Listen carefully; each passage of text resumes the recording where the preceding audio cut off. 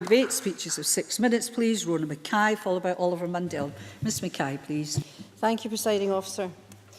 Presiding Officer, the Railway Policing Scotland Bill is an extremely important piece of legislation which, in my view, will strengthen and complement the work of Police Scotland. Today it will be presented to you by some members, including a minority of members of the Justice Committee, in a negative light, unnecessarily so, I would argue. A majority of committee members do support the bill, and in my contribution to the debate today, I'd like to focus on three main elements which I believe are fundamental and should be viewed positively. No, too soon. They are public safety, ethos and security. During evidence-taking, the committee heard from a variety of stakeholders, including railway operators, British Transport Police, Police Scotland, the Scottish Police Authority, trade unions and affiliated police organisations. Of course, there was a divergence of opinion in many areas, which in my view is no bad thing. This integration has to be successful and it has to achieve public confidence with no stone left unturned regarding the detail of implementation. Douglas Ross. I'm grateful to the member for taking an intervention. You suggested at the start of your remarks that some members of this chamber would put an overly negative view on the proposals. Could she confirm to the chamber that in fact the majority of respondents to the Scottish Government's consultation and indeed the committee's call for evidence were against these proposals? They don't want this to go forward. Rona Mackay. I won't have you put words in my mouth. I'm talking about this chamber, and I'll go on to, if you just let me proceed, I can go on to explain more. This integration has to be successful and it has to achieve public confidence. Presiding Officer, proposals to integrate the BTP into Scottish Police Service began in 2011, before the creation of Police Scotland. The Smith Commission agreed that the functions of British Transport Police in Scotland should be devolved. The fact is that British Transport Police is currently not accountable in Scotland. It's a UK force that is accountable to the British Transport Police Authority, the Department for Transport and the Secretary of State for Transport in England and Wales. Integrating BTP with Police Scotland will make it fully accountable to the people of Scotland entirely as it should be.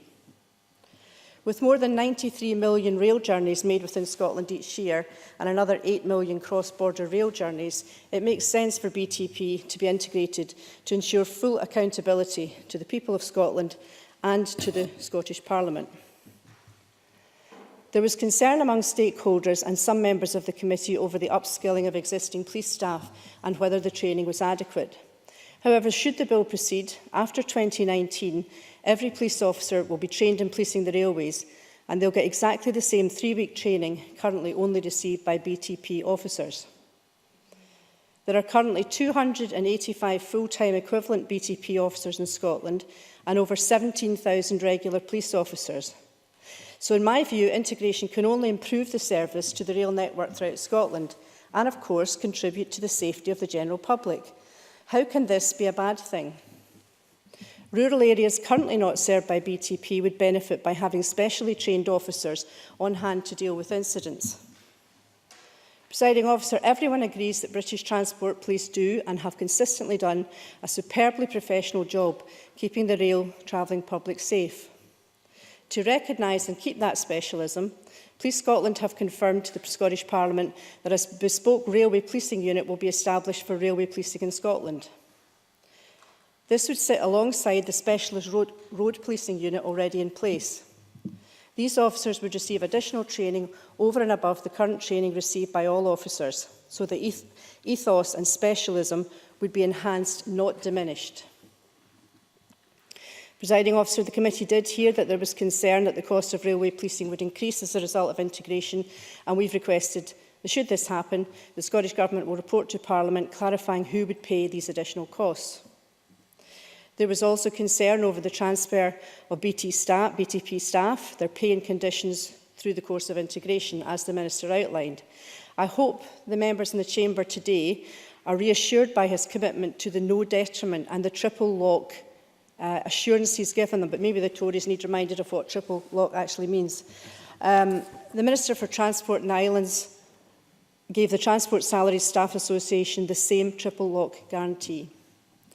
The Scottish Government will apply the principle of no detriment across the board to the terms and conditions of BTP officers, and I welcome this as I understand the concern in this area. Throughout the negotiations process involving the Joint Programme Board, the timescale of which has been described by Assistant Chief Constable Higgins as a luxury, the engagement between the Scottish Government and the railway industry have been praised by both sides. Graham Meiklejohn of the Transpennine Express said, "The Minister has been generous in giving us time to consider the issues. This is an opportunity for improved efficiency." Mr Lister also talked about, David Lister of ScotRail Alliance talked about the opportunities for enhancing security at larger stations out with the Central Belt, where specially trained staff from Police Scotland can respond to incidents earlier. On security, cross-border policing, which already takes place between Scotland and the rest of the UK, will also be enhanced. Currently, Police Scotland's intelligence cells in the Gartcross Crime Campus have access to real-time information, which has to be relayed to BTP, and with integration there will be no need to do this, as the information will be put directly to the point where it was required. In conclusion, Presiding Officer, I'd like to thank Committee Member John Finney for injecting a bit of reality into some of the areas that we've discussed during evidence taking and during the committee procedure, by highlighting his experience as a former police officer, and the benefit of his experience was very useful. The integration of railway policing into Police Scotland's remit is simply common sense.